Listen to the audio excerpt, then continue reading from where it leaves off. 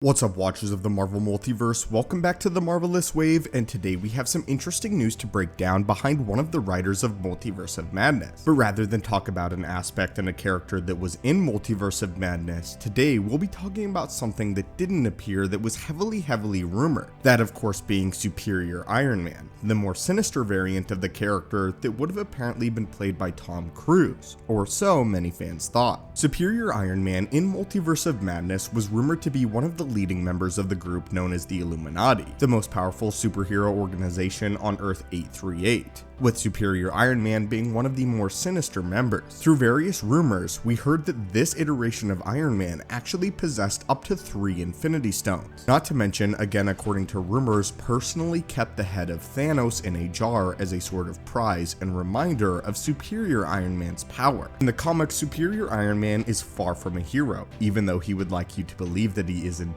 a hero. Instead, he's the ultimate version of a corrupt billionaire Tony Stark, who has mastered his version of technology in his suit, which he has morphed with a Venom symbiote. He's one of the most ferocious villains from across the multiverse, essentially ruling his home reality of Earth. This is why when fans heard that Tom Cruise would apparently be appearing in Multiverse of Madness as Superior Iron Man, they absolutely lost their minds, and believed that potentially the main antagonist of Multiverse of Madness was going to be Superior Iron Man. However, with that said, finally, one of the writers behind Multiverse of Madness has spoken about Superior Iron Man and if he was ever going to appear in the Multiverse of Madness. In an interview with the Rolling Stone, Michael Walden confirmed that Superior Iron Man was never actually going to appear in Multiverse of Madness, with this being the question, and quote, "Fans were totally right about Patrick Stewart appearing as an alternate Professor X, but totally wrong about Tom Cruise, who had once been slated to star as Iron Man years before Robert Downey Jr. signed on, showing up as an alternate Iron Man in Multiverse of Madness. Did the fans just totally make the Tom Cruise thing up though?"